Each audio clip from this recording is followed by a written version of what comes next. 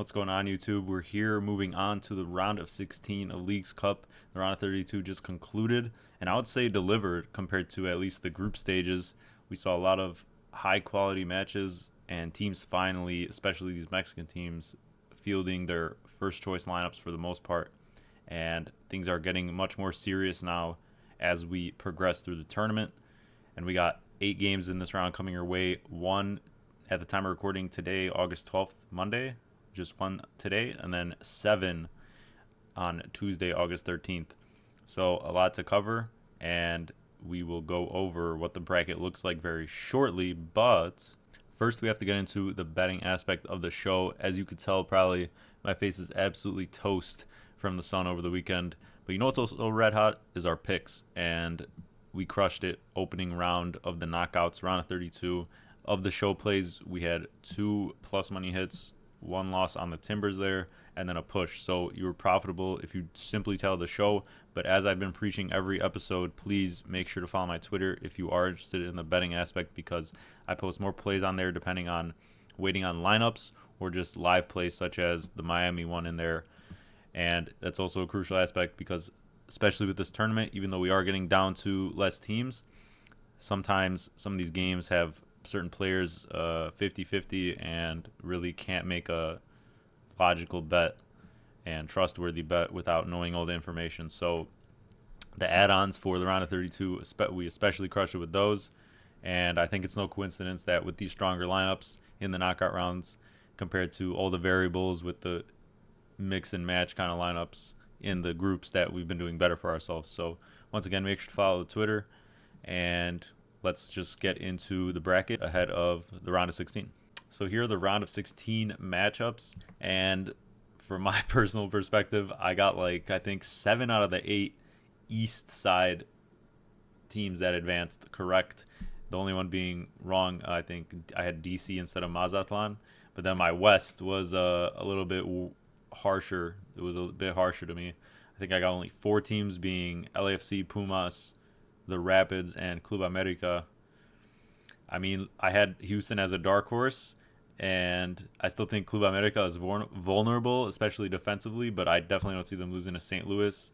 I think either of those teams from Toluca, Colorado could give them a challenge just from an offensive attacking perspective, but I think it's really hard to see a world here where we don't see LAFC, Club America, and Columbus as 3 of the 4 semifinalists. I think that top right quadrant is still kind of the most unpredictable. Cruz Azul, I think, should definitely beat Mazatlan, like I was talking about, but they have had to travel much more than Mazatlan, and just in general, most of these other teams in their quadrant. And then Cincy, it depends how much Acosta plays. They've been looking a little vulnerable. I mean, they had to go to pens against Santos, and Philly's kind of been recovering. They've been getting good results, albeit at home, and being on the road is another thing. But they're definitely been healthier, in better form, and they gave Cincy a challenge in their last meeting they had. But Cincy isn't looking very convincing recently. And on another note, shout out to Sergio in my comments, because I should have double checked this, but I thought that we actually had extra time in these knockouts. But it's the same thing as the groups that go straight to penalties. So I think that definitely has to be considered now in terms of how some of these matches might play out and how some of these teams might approach it once it gets into the deep stages of each match. And we saw 4 penalty shootouts in the round of 32, and I'm sure we'll see more between some of these more tightly contested matchups. But I think we're set up for some more heavyweight and blockbuster matchups down the line. It's hard to see a world once again where some of these clear favorites don't advance based on their paths now after the round of 32.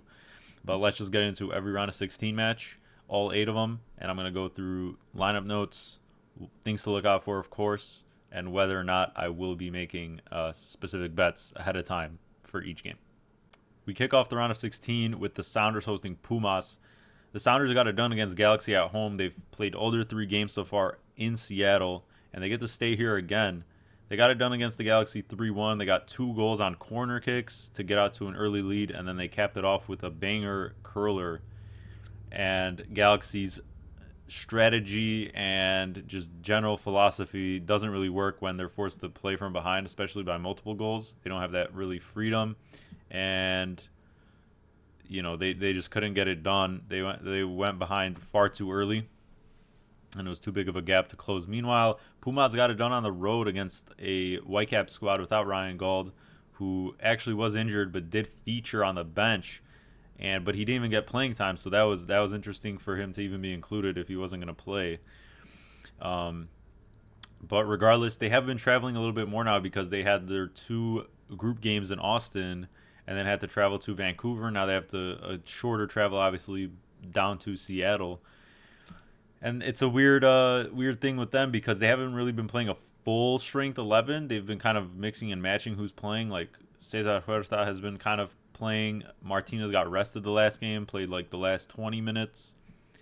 So I think that they have a strong enough lineup to give Seattle a run for their money, of course. But this is kind of giving me draw vibes. And then we go to the shootout or something like that. It's hard to kind of tell which team can pull away here, and it might just come down to penalties. In terms of a bet, I don't have anything pre-planned for this game, and it's already, the time of recording here is already on Monday. This game is Monday night, and I just don't really have a clear lean on this game. The Sounders lost Pedro de la Vega in their last group game, so that obviously once again just hurts their attacking creativity. I think their striker options are obviously subpar. They got Jordan Morris still running it out there for them, who obviously has been producing, but I just really don't have a clear favorite in this one. The Sounders love their home advantage, of course, and it's really down to how Pumas approaches this with their lineup, because the creativity from Sounders is something that I'm really not scared of, but Pumas' defense has definitely been a little bit more susceptible on the road than, or just not at home compared to in MX play so far. They were getting some. They're definitely just a stronger defensive side at home. So to me, this seems like a 1-1 that goes to penalties, and if I would have to give the edge to anyone, it would be Pumas, just based on the quality of players they have. But it's really about how they approach it. They're probably the most questionable MX team right now in terms of how they line up. Let's just get into the match of the round of 16 for me. We start Tuesday 7-game slate with the Crew, the defending MLS Cup champions, hosting Miami, the defending Leagues Cup champions and this year's MLS Cup favorites and hopefuls. And man, this is just a beautiful matchup to see. These are the 2 best MLS teams when fully healthy. And Miami obviously have Messi out and some other concerns here.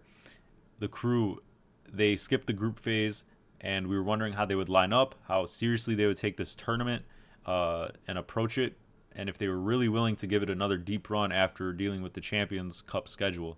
But they went out with a full-strength lineup, and after about half an hour or so after they finally scored, they just completely opened the floodgates, and there's really no team on par with the Crew, or better than them at least, in terms of opening the floodgates and really piling on goals late to just embarrass teams. And they did that against Kansas City, and they get hosting rights for this entire tournament as long as they keep progressing. Meanwhile, Miami, they've been looking okay. They've been scoring, but their defense has obviously been the Achilles heel, and they just made it too not simple against Toronto, too complicated.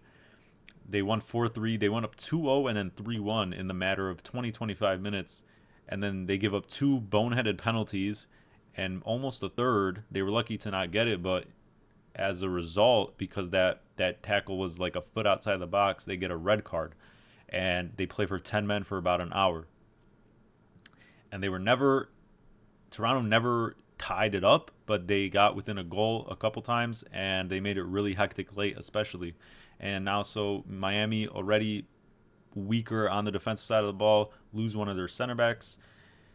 And no Messi here again.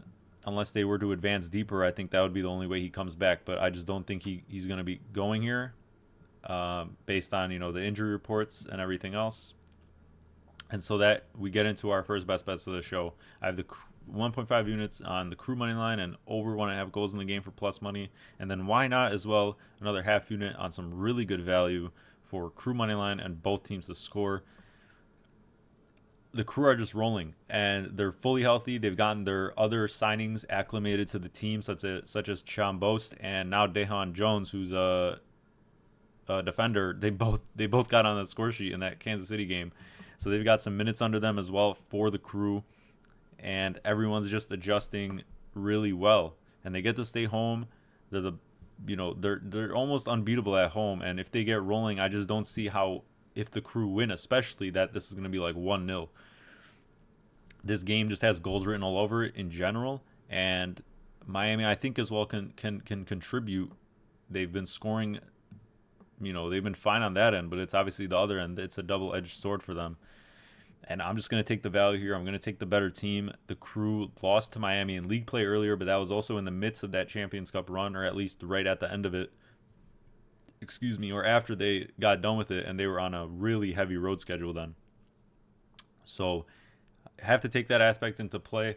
And I think they also just want revenge, of course. They want to go deep in this tournament. It seems like they have all the advantages catered to them, and they just have the better squad overall. And especially for the both to score bet, they ran out Hagen, the Crew did, their second choice goalkeeper, whether that be because they just want to give him more reps in general over Schulte just for the tournament, or also as well because Schulte was at the Olympics and just came back. That's, remains to be seen who plays that game, but especially if Hagen plays, that definitely benefits this part of the one of the two bets. So I just see the Crew rolling here. I think they make a statement win, and Miami I think will be really fortunate, or trying to at least get this to penalties, since that's where it goes if it draws. But I just don't see it. I think this is too good a value to pass up on the far superior team.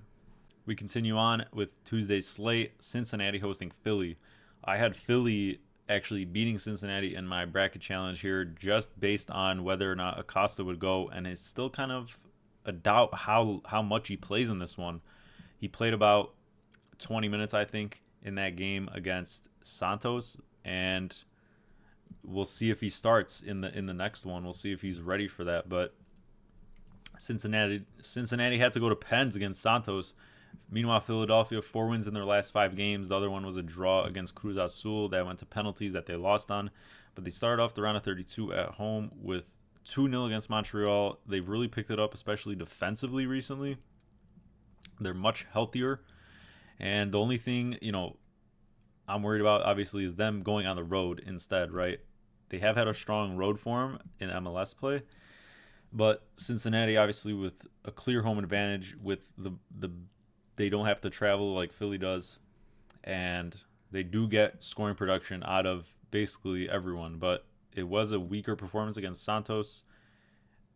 They got Miles Robinson back and their new signing Awaziam at center back, so definitely reinforcements there.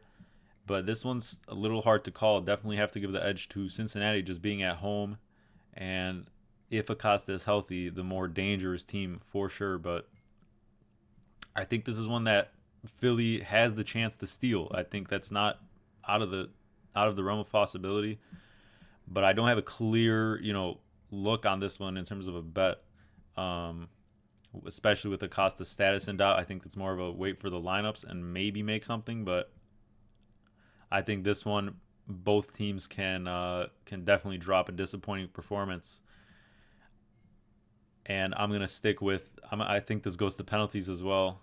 I think Philly can give them a challenge, but once again, it's hard to really know without Acosta playing. But I'm going to say this one is also a 1-1 draw. Tigres takes on NYCFC. This is going to be at Red Bull Arena, so where the Red Bulls play. And this is priced weirdly to me. I have to take a stab at this again. Tigres got us right with our moneyline bet against Pachuca. They won 1-0. And this is another good value bet for them against, to me, an okay NYC team, and even worse when it comes to not playing at home. I'm taking Tigres moneyline for plus 135. Honestly, I don't really get it. NYCFC's schedule has been, and the results have just been lackluster. They're here off basically bad teams. They drew Querétaro at home 0-0, won the penalty shootout. They then choke a 2-0 lead at Cincy, and then collapse for a 4-2 loss in the final group game. Then they have to travel to New England, one of the worst MLS sides. They go up 1-0, choke another lead, and that goes 1-1 to penalties, and then they get through on pens again. So they haven't been convincing. Their road form all season has been really lackluster compared to their home form. And this isn't New York or New Jersey, Harrison, whatever, but it's not at their home stadium. They don't have that ridiculous advantage that they do on the baseball field or whatever.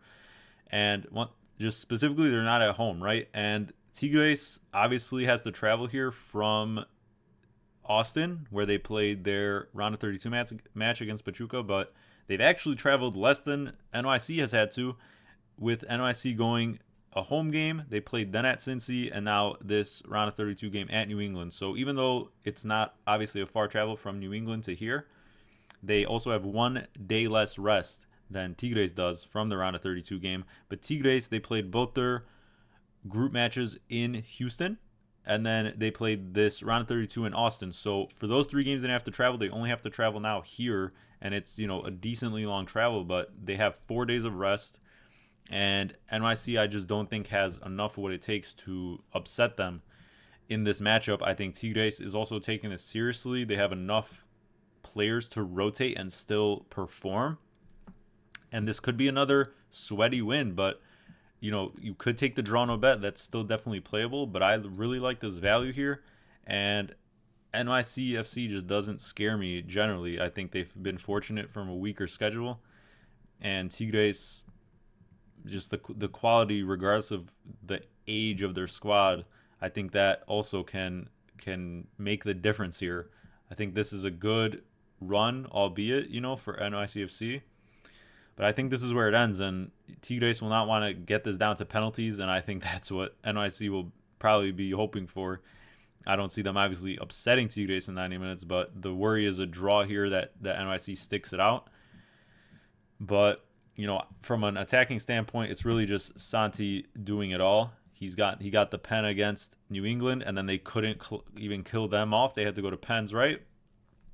And, he created, I think, both their goals against Cincinnati in that final group game. So it's really only him that can unlock this attack, and their striker options have been kind of just flipped through, and no one's been super consistent and productive. So Tigres here, I think, are being undervalued, and I think this is a spot, once again, I just have to ride it out. They've done us well, and there's a clear quality gap between these two teams. Cruz Azul takes on Mazatlan in DC, where DC United plays at Audi Field. And this is the only all Liga MX matchup of the round of 16. Cruz Azul, they've been disappointing so far, at least from an attacking standpoint. They have just 1 goal in 3 games played, 2 0-0 draws. All 3 of their games have went to penalties as well. So they're really getting by. But they've shown, cool heads in penalties. So that's a good sign for them. They have a lot of experience as well when it comes to them. So if they continue to progress that route, that will be helpful compared to maybe some other teams they might play. But they're really leaving it, in the balance. Meanwhile, Mazatlan, they had a really easy group in terms of the 2 MLS teams they had in their group, Nashville and New England. And then they got another susceptible opponent in DC who shot themselves in the foot with a red card, and Mazatlan took full advantage despite them being a really poor MX side. But there's a lot of factors at play in this one. Cruz Azul is favored, and they definitely should be. They're still one of the best Mexican sides, of course. They have the depth. They have all the pieces to continue to make a run in this tournament, and Mazatlan is a very weak opponent, and I think Cruz Azul should continue to progress and win this match because they're also going to just be used to playing Mazatlan compared to some of these MLS sides. But the price for them in terms of a betting perspective is a little too juiced right now. And there's also the factor of them traveling much more. I mean, they went to Charlotte for their first group game, then Philly, then all the way down to Orlando for the round of 32. And now they have to come up all the way to DC to play this match on a really bad field, mind you, because DC didn't get to host that game against Santos, and they had to move to Philly because of how bad the field was. But then they got to come back for the round of 32 against Mazatlan. And the pitch, even though they let them play on it, was not good. And I don't think it's going to be, very favorable again. So that's another factor. But Cruz Azul just been traveling much more. Meanwhile, Mazatlan just played DC on this field, so they don't have to travel at all, right? And they haven't traveled as much as Cruz Azul has in general. So that would be the main factors as to why Mazatlan gives Cruz Azul a run for their money, or maybe takes it to pens again. But from a quality perspective, Cruz Azul is easily the better team. I think they're due for some goals, of course, but the travel could get in the way of that again, and it's hard to take them, in terms of a betting aspect. I think if I do take them, it's going to have to be dependent on lineups down the line, and I'll post that on Twitter, of course, but, and maybe parlay it with a second leg, but, it's hard to get a clear edge. I mean, clearly Cruz Azul should be winning this match. They're the far superior team, but their legs might be much more tired than Mazatlan, and it's one where we wait and see. But I'm still going to give Cruz Azul the advantage to advance. They finally get it done in 90, I think. I'm going to say 2-0 for Cruz Azul. We got another matchup here where I think there's goals, and it's hard to be convinced otherwise. Rapids hosting Toluca. Rapids got a good result after a shaky group performance against Juarez, 3-2 in 90 minutes. Meanwhile, Toluca has had to travel a lot recently. They went to the Dynamo for the round of 32. They went behind 2-1, had a fortunate situation getting that much added time, but they left it late. They got a goal off a corner and then stole it completely in penalties. And still, they're finding ways to score, but they also give up goals on the other end, and the same can be said for the Rapids. The Rapids now will be at home for a third straight game. The elevation won't be an advantage, really, because Toluca and most of these Mexican sides play at, similar or higher elevations anyways. But the only thing where I don't see goals in this one, maybe from a Toluca perspective, is the travel they've had to endure. I mean, they started in Chicago, they then had to go to Kansas City, and then down to Houston for the round of 32. Now they come west for this game against the Rapids. It's definitely not a favorable run of games for them, of course. But at this price, as from what we've seen as well, Toluca also has the options to substitute their players and the depth to kind of get production from anywhere. Angulo's been on fire, especially on that kind of left wing, scoring goals for them every game so far, all three games. Vega finally got the start, I think, in that Houston game. But regardless, they have the options with especially Paulinho being signed up top. Everything's clicking no matter what. The Rapids give up, goals as well as they score them. And especially the Rapids as well. The shaky start we talked about. They got destroyed 4-0 at the Timbers, and then they had to score their own super late goal to tie it up against Leon and progress from the group on penalties. But now 3 goals against Juarez. They gave up 2, though, on, I think one was a penalty. And, both these teams love a back and forth style. And the only thing being that with the lack of real rest and, getting to just having to travel so much for Toluca, that could be an issue here where we maybe don't get a real score fest, but I still think 3 is in the cards. I think either can steal this game. Toluca has looked vulnerable on defense, and I just don't see the Rapids not scoring, especially at home. I think it's really about Toluca and how much energy and effort they continue to bring. But this bet has just kept on hitting, especially in Toluca games in both tournaments they've been in for Leagues Cup, and I'm going to continue to ride it at this price. It's almost an auto play at this point, and it's going to have to be an outlier that doesn't hit for me to obviously not continue taking it. So I think the Rapids, I think either team can take this game. I think it could go to penalties, like a 2-2 again for the Toluca side, but I don't really have a clear-cut favorite in this one. The Rapids, obviously, with the home advantage, but I'm going to stick to this bet. I just see goals in general, and either side can get that second one or third to continue on with their Leagues Cup journey. Club America hosts St. Louis. I say hosts because they get the hub privileges in the California area. They played their opening game, round of 32, against Atlas at Snapdragon Stadium in San Diego. And now they get to play here at where the Galaxy play in Carson. Meanwhile, St. Louis has to travel for the first time. They played both their group stage games at home. They hosted the Timbers in the round of 32, knocked them out with a 3-1 win. Their German signings are just continuing to produce this Leagues Cup, which is a very good sign for them going forward in MLS play. But I think their run stops here. It's hard to imagine them beating a team like Club America, especially traveling. They haven't won a single road game in MLS play this season. I don't see them winning it, of course, outright. I think they'll be praying for a draw in this one, but they just leave it open as well. Their defense is very shaky. Berkey is really their saving grace when it comes to just how bad it gets for them in terms of goals conceded and how bad it can or can't get.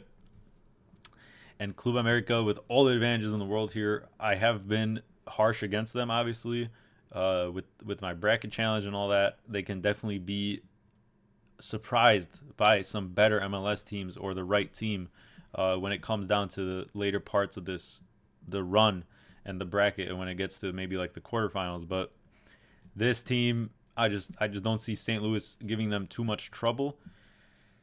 Off attacking wise, Club America, I'm taking them as part of my final best bet. As you can see, the first leg of it, the second leg is going to come in the LAFC game, but the first leg here being Club America team total over 1.5.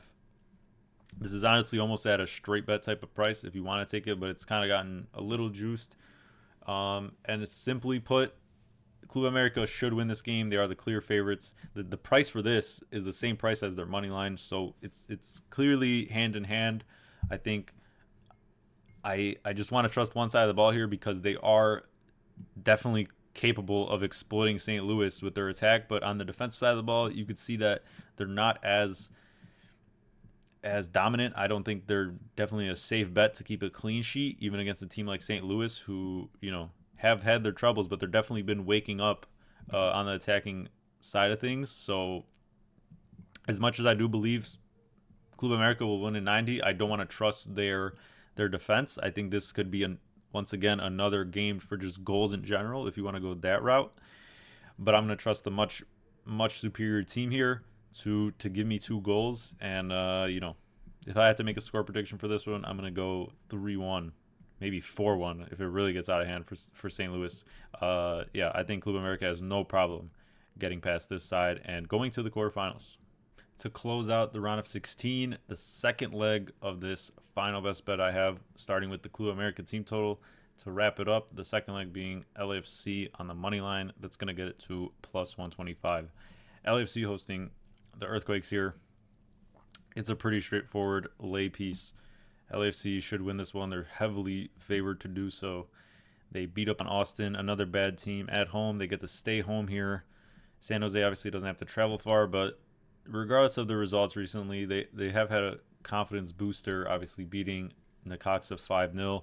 But they were fortunate just to get into the round of 32. They obviously got a big result against Chivas on penalties, but then needed Galaxy to beat Chivas to make it out. And still, LAFC, we know who they are at home, especially they only have 1 loss all season at home, only a couple draws even mixed in there. And they, once again, just like the Crew, are one of the best at piling on these teams, especially if they get up early. They're the best counterattacking team in the league, bar none. And it's just a straightforward result here. I think the Quakes can definitely contribute. This was a 6-2 result earlier this season at MLS play at LAFC. The Quakes did beat them at a neutral site at Levi Stadium 3-1, I think. But LAFC being at home is just a whole different beast. They've played all their games so far in the tournament at home. They're well rested. Giroud might even make the bench here, but we'll see. Even without him, obviously they're completely fine without him, and they're only getting healthier. So, as much as I want to try, you can try and spin this anyway. LAFC has a red carpet rolled out for them to progress to like the semis, basically, at the very least, and this should just be another clean wipe of a really bad team in the Earthquakes, not to take away from their previous result. I'm going to go for a 4-1 LAFC win. Thanks for tuning in again, everyone. If you've been enjoying the Leagues Cup content, make sure to like and subscribe to the channel. It's really appreciated.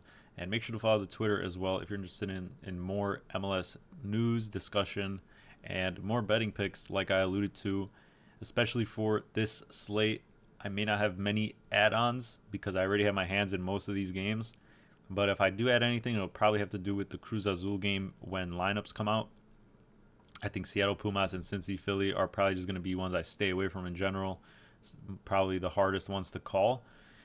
And yeah, I think this bracket really still sets up nicely for more really compelling matchups down the line, quarterfinals and beyond. For this round of 16, Miami Columbus to me is the clear, game you should look out for and watch. Should be very, very much a good matchup and a lot of fun. And yeah, we'll have more coverage as we progress through the tournament. And I'll see you guys for the quarterfinals later this week.